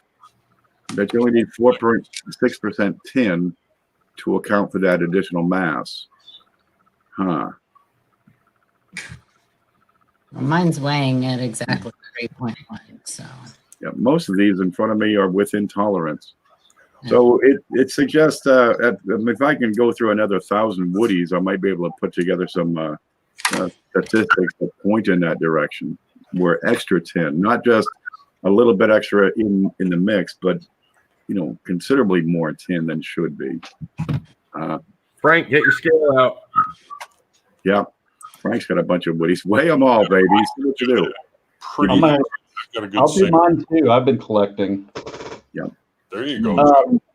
Listen does mention that he got this from some of this information from an article, and the foreign stock planchets weigh exactly 3.4 in 1941. They would also have a variance, and there are such things as and over thick planchets. So my question would be, what are so the foreign stock or the foreign planchets that fall under that range? Are they the same makeup as the U.S. planchets? Because do they have woodies? Do they have the possibility to have woodies? Because if not, let's say the foreign stock that weighs 3.4 is pure copper. then you're not going to have the woody effect. So that would eliminate that one. Right. There may be ways to eliminate some of those as possibilities. But I'll tell you what, I'd be willing to bet that if you sent this in for attribution with one of the grading companies, they would probably give you the foreign planchet attribution. It's the easier explanation. They don't have to do the math like Ken just did. It is. So we got two theories. Both are possible. Yeah. Which way do you go? Got to know which proof that the government's that. Well, and wouldn't you have? I mean, you'd have a whole bunch of 1941s with that over, with that heavy weight. Because So which foreign planchet? if that whole strip was, you know, improperly mixed, Ken's got the you're book. gonna have thousands and thousands and We know thousands. 1941 already has an abundance of woodies. How about 1941 copper cents from other countries that have a weight of 3.4 Yeah, as their target, or a variance lean that more includes towards. 3.4? Yeah. There is the article. I'm going to be reading that article, let me tell you, because I'm staying at home. Thank God you bought that book from me, Ken. Yeah. What he We'll said, do there's that. an article about it. Is that? But the book is by nation, so I got to go each individual nation and Yeah, check that's what's what left. was produced for different denominations. Oh, good. Can the Mint put together data in a more unfriendly, unuseful manner? Probably. Honestly, Probably what they're working on right now. but this says this is 1793 to 1973. All the foreign coins manufactured by the Mint for 200 years, and we do a lot of work for other nations. Let me tell you. So nailing it down. This really needs to be reordered in a manner that would make sense by date, so we can see better which is which. The simple answer: it's heavy. It's a thick planchet. The more complex answer that still makes sense, it could be a foreign planchet, but I'd have to say I'm leaning heavy towards a thick planchet. Mm-hmm. I like the idea of the extra metal. He's down with the thickness. Personally, I'm rooting. From what I've read, I believe that a rolled thick, you're going to have like a super strong strike. Oh yeah, you'll have that. The distances between the dies are set. Yeah. They test them and let them go. You know, I've said it before and I'll say it again. The U.S. Mint is a factory just like any other factory. So if they're making pennies and they happen to weigh one in their lab and they see that it's slightly overweight, I don't think they're going to destroy it. They're not going to stop sending it out. They're going to use it because it's still usable. It's not that important to fall within their guidelines. So, you know, I don't know. To me, it's not a big deal, but some people love this stuff. Yeah. Now there's some wear on the coin as well, and that will have reduced the weight from its original weight just a bit, which suggests that the original weight of this was higher than 3.4. What do you think? 3.45? It's definitely heavier than normal. It's outside of the tolerance range. And clash there, but Where you get a crash into the throat. Okay, that's the die that made it. Well, we better check it for doubling while we're here. Where's the letters? Give it a good look up around trust. That's a great spot to look. We can probably see the back well enough. No, that's a little pixelated. Okay. But the wear is going to remove the ability to decide if it's a sharp strike. He didn't send us a picture with it like on top of another cent, right? No. Just check the thickness. I can't help but say recalibrate your scale. I don't know. Run the numbers, check the scale, check the measuring devices. Looking, it doesn't look. on a flat surface. Measure it again. you double check that. check the diameter. I'm going to guess the diameter is right on. It'll be 19 millimeters. So we'll get the theories. They don't exclude each other as yet. Yeah. But I don't have a way to verify the foreign planchet idea. Well, I'm going to get back to Gavin real quick, since he sent in the Chuck E. Cheese token. He was wanting to know how much this coin or token was worth. For 250 tickets. Well, while everybody was talking, I was doing some poking around, and I did find one that was uncirculated and in really nice shape that sold for $37 recently. $7. $35 and $30. So I would say you might, since this is the first year of the token, you might be able to get somewhere around $20, maybe. I don't know. I was going to say I'm that gonna had Chuck E. Cheese. first open.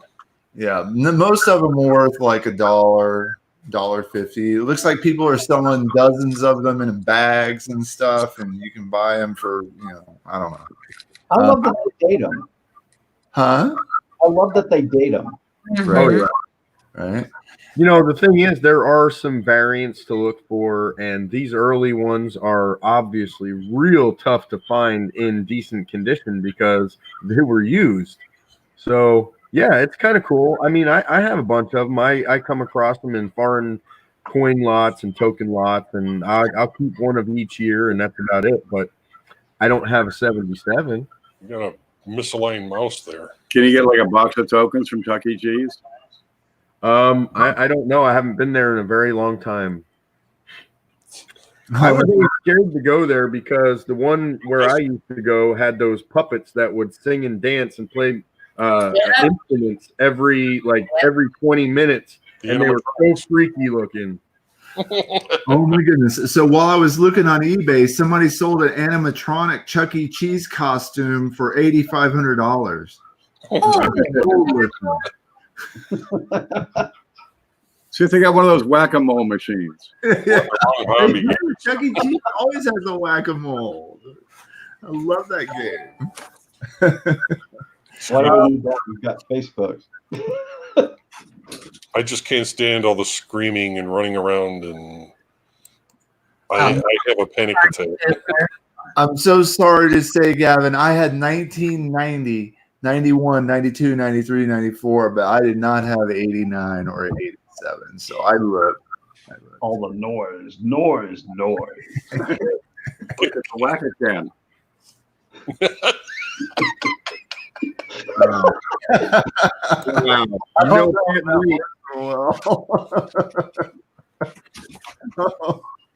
I'm gonna make a fortune selling that to Chuck E. Cheese.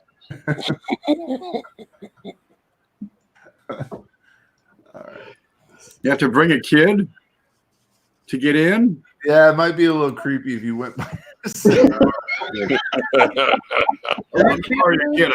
I gotta go to Chuck E. Cheese. A little I bit. can't get in a cheese with a big belly like this, then there's something wrong in the world. But then again, they do sell beer and pizza, so Water. Dave Watson says they don't even use tokens anymore. It's all electronic now. Oh, Boo. Chuck E. Cheese debit card. They'll be trading those next. You're right. It is accurate. Diameter is correct. Listen, said. All right. It's heavy, at least. Is it heavy because it's a thick planchet, or is it heavy because it's a foreign planchet? It's heavy duty. Because it's definitely heavy. Wow, we got.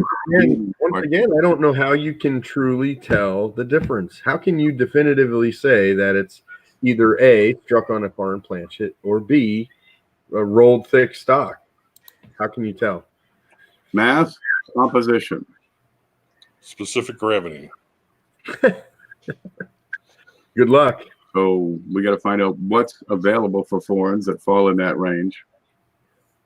Extra tin would explain some of it, but not that much. It'd have to be a lot of extra tin. looks like Jeff's got one pulled up. Let's do that. I've got one from Seamus. I wasn't sure if cud is the right word for this extra metal wedged in the inside edge of the rim on this Colorado State quarter. Thank you in advance for your words of wisdom about what it is called and what causes it. All right. Words of wisdom, Lloyd. Words of. All right. So Be a die chip on the mountain. Oh, okay. Over there on the left. That's Not cool. I call that. Cud. It's not equal with the top of the rim. That's a heck of a chip. yeah, But that's it's a nice. not from the In rim. that case, it would be a break, right? Over 4 millimeters in area would be a die break. Die break. Where's it? Really? There we end. And that's because of the separation line between the rim and You have the a chip. You have Does a have- disintegrating die. Little chip, a little boulder on the mountain there. There on the mountain.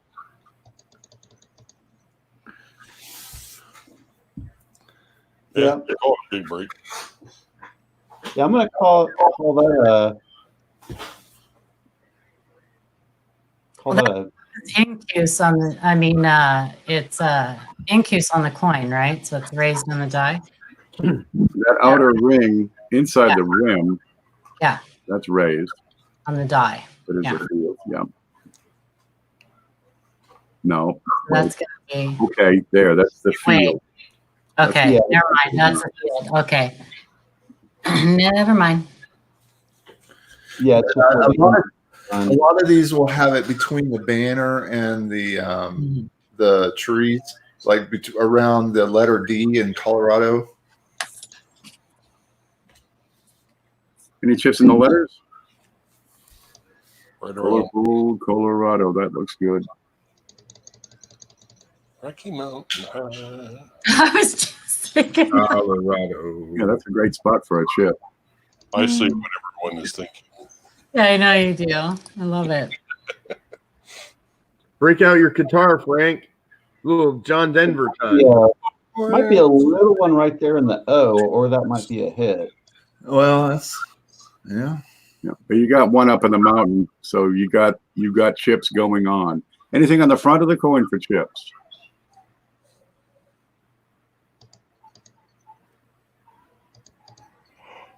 See, now I'm thinking about music because when you said mountain, I'm thinking of the song Mississippi Queen.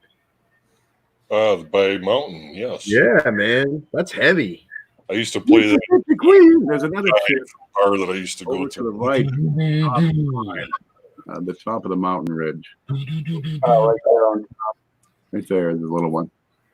Great song to listen to playing pool. Oh, I bet.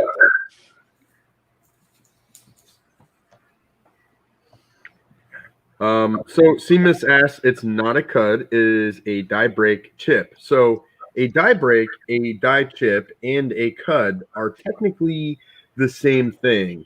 It's called a cud when it directly involves the rim of the coin as well as part of the field. And the difference between a die break and a chip are basically only the size. So those little ones that you're seeing up on the mountain on the results would be considered die chips. And I don't have a micrometer to check the other one, but I would probably call that one either a very large chip or a die break. But because you can see that line of separation between that and the rim, I don't think it would be considered a cud. I do have a cud handy to show you. I can show you how a cut. Oh, yeah. Yeah, there. House of Fat. See how there's no separation between the inside design and the rim. It goes all the way through. Where the coin in question has a little ridge. Man, Shay was on point with that one. Nice one. Because he's showing off. There we go. Like Diamond Singers. Oh, He's had it there just waiting for the opportunity. Like Diamond knows a thing or two about a thing or two too. So Okay, here we go. Yeah, right? Let's say this is your die. Kind of knows what he's talking You get a little die chip. You're gonna have a little piece kind of missing. Right, little die chip. maybe a die chip over here, whatever. A die break is when that die chip gets bigger. And so it approaches 4 millimeters in area. It's still it's still. Somebody's going to cut themselves. Let's be serious here. Where's the safety? I did that once. Okay, a cud is a catastrophic breakage of the die. Oh, Wasabi. That's a cud. This piece that broke off is the cud. On the coin, it's going to show up as a big blob of metal from the edge of the coin into the design. That's the cud. That's Pac-Man. This piece is the cud. The cud die is what's left, and the coin exhibiting a cud is going to have this big blob of metal on the edge. On the other side of the coin, you're going to have a really weak design because you don't have the opposing forces to drive the hatchet into the designs on both sides. There's nothing there to oppose. You're unopposed. There it is. Solo cup. Oh, I got 100. So in this case, you can see. I use that to separate my S mint marks. And I guess apparently another date over here. Something ending in 5. I write all over them. I don't know what no means. No! It had a good life. It had a good life. It served. Okay, now I don't have to wash it. So just as a one last thing, you can see the separation line between the rim and the die break. Mhm. And there's some wear there. So it's been wearing down. If it was a cut, it'd be all one thing. Yeah, that's right. But really cool, though. Yeah, very cool. Close and a good eye for I sure. know to keep an eye out for them now. Yeah, I keep the hell out of that one. I was always looking at the banner, never really drifted up in that left corner. But really, you should. All those coins where you have that raised or elevated surface on the or device, I guess you would call it, where it has a picture of the park or whatever, and there's a lower field between that device and the rim. You want to check all those for cuds, rim cuds, die breaks, chips, all sorts of stuff happens there. All right. I was just going to go, wake up, Chris. Okay, I'm on break. I'm awake. All right. Another double me up. Wait a minute. Regarding 1983D, this doesn't look like a plating blister. Please help me determine what it is. Actually, what I was doing was mocking Paul. Linear plating blister. Yeah. Why, yes, it is. Why, yes. Yes, it is. Yeah, I wasn't bored. I was actually mocking Paul. And he didn't even notice it.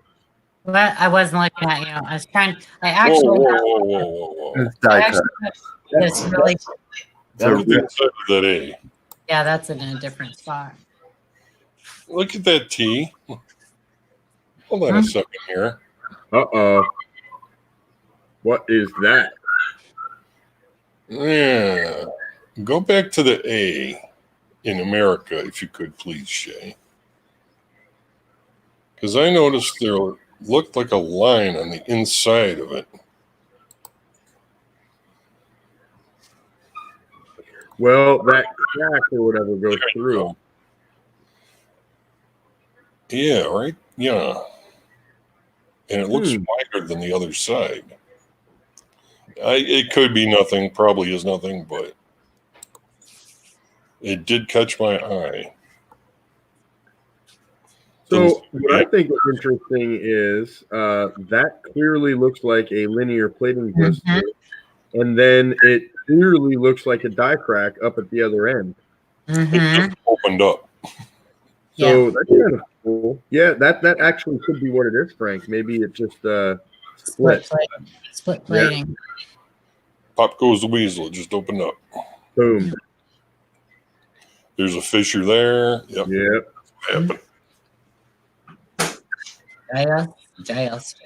No, what I wasn't looking at the StreamYard screen because I actually have this really funny video of my son dancing at Chuck E. Cheese with Chuck E. Cheese, but I can't find it. So. That's what I'm looking for. Aw. You know, any opportunity to publicly humiliate my children. I have a video on YouTube where I'm dancing. Typical. I know you do. In your underwear. No, they were gym shorts. They're Now, come on. shorts. They look like underwear. They're Short. they're shorts in the shape of underwear. Oh my God, Frank, I haven't heard that song in a long time. Short. That was my mom's handle on the CB back in the day. Shorts. Yeah. Okay, looks like we got another one. I can read it if you make it bigger. Oh, there we go. From Listen regarding 2017. Is this a misaligned, rotated clash? I have a hard time believing that this coin is just damaged. Note the curved clash mark behind his neck and under the Y in Liberty. That sure looks like the curve on the shield, but it is not curved in the correct direction according to the overlay. Also, above his head and in his neck, I am seeing a lot of noise that resembles details from the reverse. Have I lost my mind? Lost my ever-loving mind. You're Well- a figure collector. That goes without saying. Yeah, I think we all lost our mind.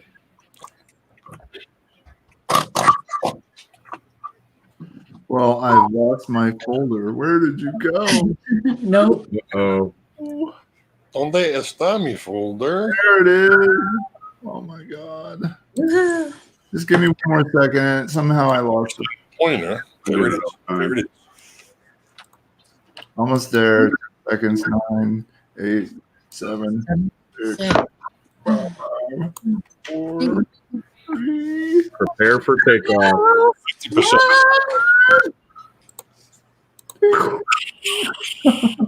Sorry. Ooh. Claymore. Oh my good Lord. And Wow. scratched. Oh my good Lord. What did they do to him?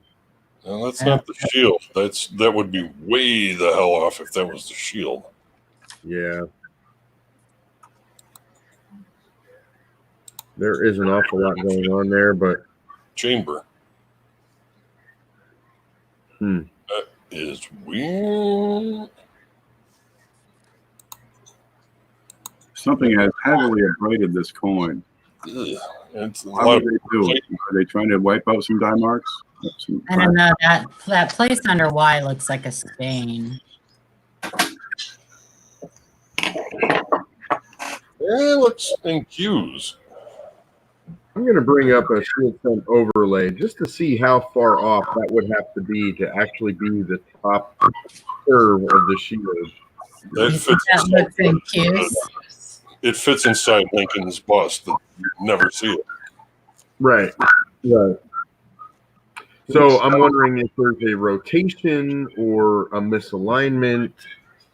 Wow. What have we got there? That sure looks like shield lines. Counter clash? It's just too far off. It's too far off. I don't see how that would ever be possible. If a piece of scrap gets struck and then the die strikes the scrap and imprints the die, then you wind up with counter clashes, type 2s. Like plating, you think? Well, it would have to be a little more robust than just, flaky plating, but Yeah. make an imprint on the die. But like the 85 that I have, there's pieces of everything way out of whack where they're supposed to be. And I've been checking those type 2 counter clashes, looking for them because they're really rare. And actually, if you go on Mad Die Clashes, you've got several new listings too. And I don't think he has a 17. That is intriguing as all get out. Because that does look like shield lines up in his head. Yeah, I'd like to see a closer picture of that again. The distance looks correct. That's distance between them. Don't you think? Yeah. Well, actually, no, because what I see are real small vertical bars starting right under the corner of the D. I see one there, but then I see a wide bar. Then I see a small bar. Well, that could happen. I'm not really sure. I think we need more pictures. That's an in-hand exam right there. Mhm. There's really can't tell. I think we can eliminate a die clash from it though, because I mean I'm not saying a counter clash, but I Yeah, think we should typical. eliminate minimal die clash because it just doesn't line up even close. It would be out of the coining chamber if it was that far off. Yeah. So I think we can eliminate that. I do see a lot of heavy what looks like possibly die abrasion, maybe. I did see some on the reverse as well around the shield. So, something happened. And we always think damage first. I wonder if maybe this die was involved in like a multi-strike. I don't know. What do they call them? Chain strikes or something? Strike where they pile up. Yeah. Yeah, maybe. Can we see the reverse again?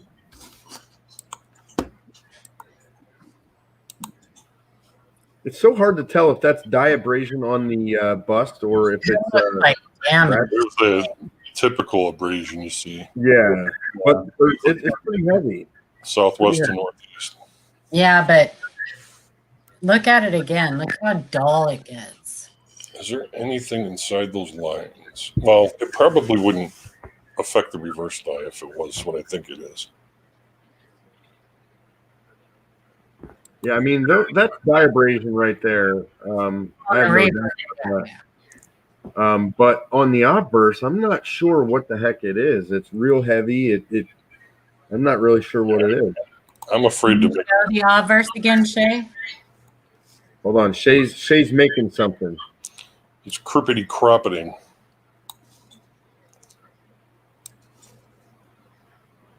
Oh, perfect.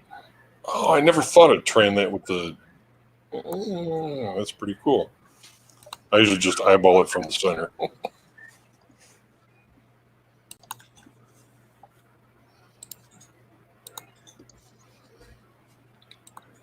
Shay's working his magic.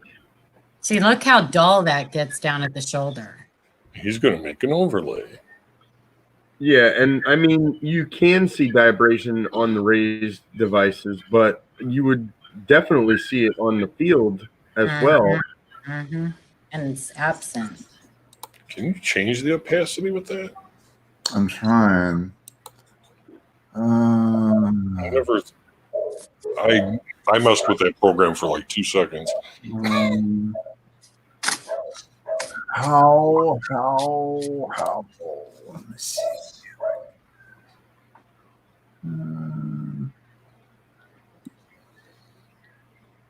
You can definitely copy, paste, and rotate to the other picture. No, this isn't getting me anywhere.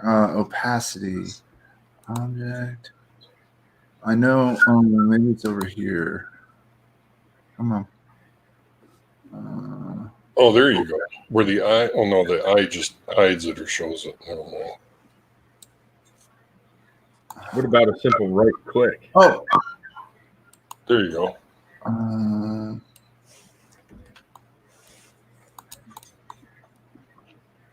It's off screen, but There. Ooh. Oh, Shay. Bingomatic. And then just company rotate. You're upside down. I need to click it and then turn it like that. All right. That's so awesome. You are magical. I used to be able to do that with PaintShop Pro 9, but it doesn't work on Windows 10. I hope you save this, Shay. Huh? I hope you save this. all the work you're putting into it. I know. Extra piece. So rotate it to the left a little. Gone. No. Alright. Nope. You went too far. Well, I don't. No. Like up in that D. There's no- Yeah. Yeah, I'm saying no go here. Yeah. You can rotate that thing a million different ways and nothing matches up. See I if just that I lines just up at all can't with see those being dye abrasions on that bust. I don't see that. You can't clash them that far out. The guys can't jump out of their slots. Yeah, the curvature's a little bit different too. if you try to match the top curve of the shield to that curve on the obverse, that looks a lot closer. Like if it was upside down and slightly. Yeah, I'm with you there, Frank. That curvature might match a little bit better. Where? Just the top how you of had it the upside shield. down. Y'all were both talking. Sorry, Oh, sorry. Frank, you tell him. Okay, yeah, lining up the top of the shield, that curve, I wonder if that will, like if you rotate it slightly counterclockwise and move it up to try to, yeah, see what I'm saying? Right there. Can see. Top doesn't match. Oh. How about this? If you leave it with the correct alignment and then move it really far, with the up the normal 0-0 alignment, the curvature on the bottom of the right side of the shield might line up, and it might line up with the stripes above the head. I know that's what you're saying. You see what I'm saying? I mean, I know that's way out of spec, but I mean, Slide it top left, diagonal top left. So just slide it. yeah, Yeah, there you go. there you go. Uh-huh. Well, that would have to be an out of chamber clash. That would have to be the dies being carried or falling together out of the press. Yeah, Hang on, for sure. Have we got the marks above the head? Well, listen, it's exactly what we're trying to do is trying to eliminate damage. But in order to do that successfully, we have to try every option to see what works here and what doesn't. So that's exactly what we're trying to do for you.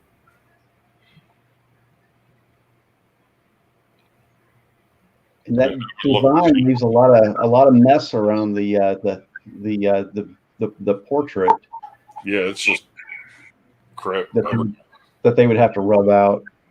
Well, and there's no abrasion marks on the field at all, and they would have scoured the crap out of that. Yeah, I'm trying to think of anything that would cause that. Well, that was fun. The only thing that I think that could possibly cause that would be struck through a piece of scrap. Mm-hmm. But It looks like Beast from X-Men. I'm just really hopeful because there needs to be a new one. Sasquatch thing. Is there another one? Hunt for more. You got a kind of a rotational issue going on from the nose to the cheekbone to the jaw. That's consistent with taking a wire brush to a die. Yeah. But dude, the person with the wire brush was like pumped on caffeine. But how would you do that and not get those same abrasion marks in the field? He missed the white. That's what I'm not getting. How did this pass QA? Oh, that's good. We'll just keep making them. That's good enough. well, I think what Paul is saying is how are we getting all these supposed abrasion lines on the bus, but there's really nothing on the field, which you would think would show it more because it's raised higher on the die. Yeah, I should expect to see some heavy marks coming out of the profile onto the field. Yeah, and we're not. Planet of the Apes. That's a good one. It's interesting for sure. I would put it aside, see if anybody ever finds another one. Yeah. We got some heavy marks under the nose, coming out of the chin. Oh, Mr. Potter, paging Dr. Potter. What, anything inside the ear? That's a low spot. Yep. It's messy. That's too zoomed in. Too pixely, yeah. Boy, I'll tell you what, we're getting stumped today, aren't you? This Yeah. is confused. Harder and harder. Hey, Jessica. Hey, Jess. Hello, people. Yes. Planet of the Apes. Isn't that funny? Does kind of look like a Yeti with all that noise in there. All right. Well, I've got another one loaded up here. Let me grab it. Daniel C. Good Found stuff. roll hunting. I found this roll hunting. What kind of error is this? And is it worth anything?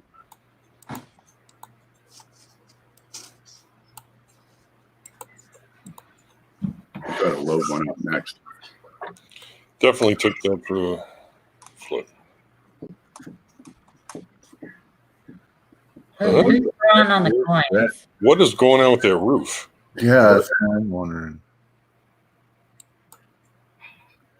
What year is it? Zinc bubble.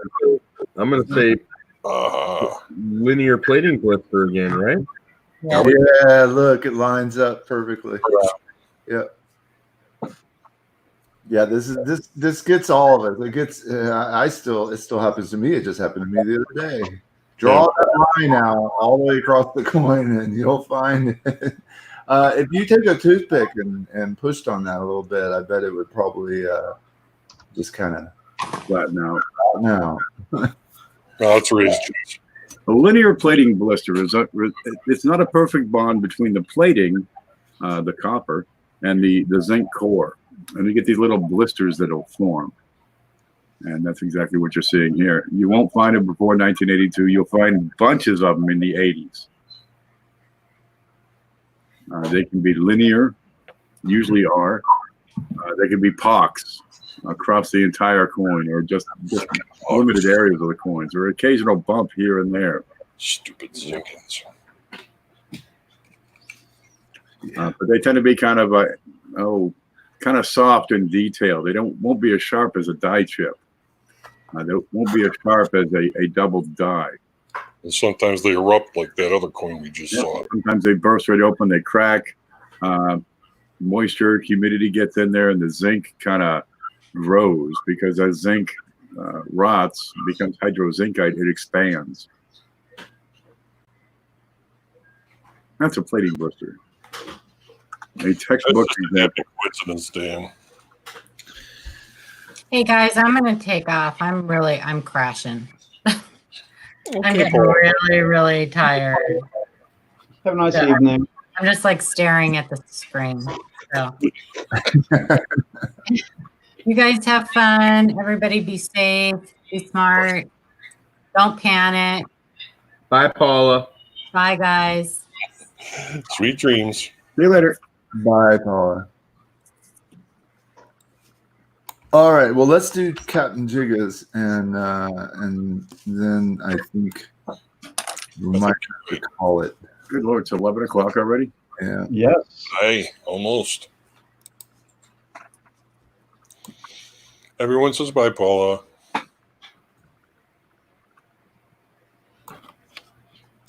Cap Jigga just found coin while hunting like 2 minutes ago. Well, that was like 2 hours ago now, but I used to go hunt when I watched the show. But still, today. So that's cool. Oh, Yes. Esmond, Warnickel, nice. Ooh, We're A just little lamb action on it. nice lamb. Lambda, lambda, lambda. Ram. there's a date too. 43. Ooh, Black Betty, bam, a lamb. you got a 43 silver Oh, with a big fat lamb on it. as if that was a 3/2 P. in pretty good shape. Yeah, I was gonna say that's actually really good condition for circulation fine. Not kidding. Okay, check the date. Look for our repunch mint mark. Boy, I see some luster trying to peek through. Yeah. A little bit. That's an S, so we're not looking for the 3 or the I.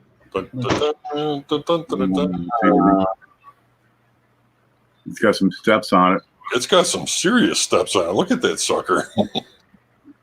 That thing would be probably pretty close to full steps if it was uncirculated. Now, what's below the T in states? Yeah, I think that's what he was looking at. Discoloration or That's another lamb. more lamb? Betcha. There's CJ. Yeah. That's the flyer, dude. What's RPM. up, CJ? I like Good bookkeeping for snow, 1857, repunched date. I got to pull up those pictures again. Yeah, man.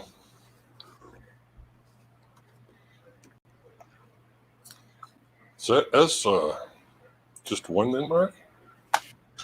Value. Net Great. shape, 10 to 20. I think you're 20, 25. Yeah, getting jiggy. About 25. Yeah, definitely a keeper. Whatever you can get for it. Yeah, I but probably do that. steps. If those are full steps, it'd be worth a lot more. Yeah. Then you're looking at a lot more.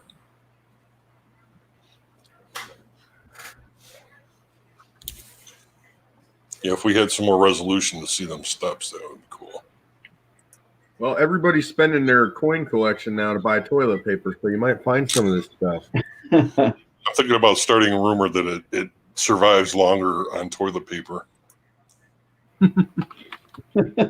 I have toilet paper. We'll trade for coins. Hey, coffee filter's working a pinch. I tell all the people I don't like, why not grow some zucchini and use those leaves? There you go. Me, I'm growing Savoy cabbage. Frank, I'm not going to ask you how you know about the coffee filter. Well, let me tell you. Hey, Shay, how's it going, buddy? Oh, there you go. Wow, guys. Well, thank you so much for sending. Oh, wait. Do you have another one, Ken? No, I got Ben Marler's Flying Eagle. Asking about which snow variety it is because we got CJ here. He's a genius in these things. Okay, I got an 1857. You can have a look at the O. Decide if that's the correct reverse. It looks a bit squared off to me. First of 56. And he has, on this one, this bit going on the date is 1857. I've got a parent doubling inside the date. And the only thing I had, because my internet is not loading the page over at Snow's website quite so well, all I can offer is DDO number 1, or RPD number 1 as a potential. But it seems to be missing some more desirable detail inside the 5 compared to what Rick Snow has. The O is not an obverse of 56. CJ saying MD. MD?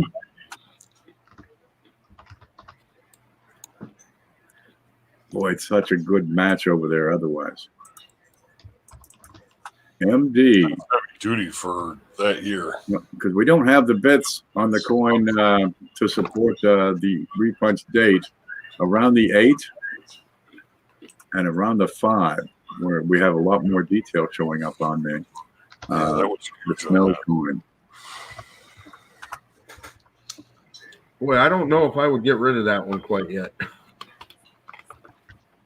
Oh, yeah, definitely don't get rid of it. Yeah, Well, don't get rid of it. Jeez, it's a looker. yeah. I mean, Flying Eagle That's a VO. is nice to have. The reverse is not bad. But comparing it to the Snow 1, I think it was, repunch date number 1, man, it begs to be called that, but we don't have quite enough sharpness in and around the center of the 8 and in and around the center of the 5. CJ says MD. Ain't that a shame? I'm going to go with CJ.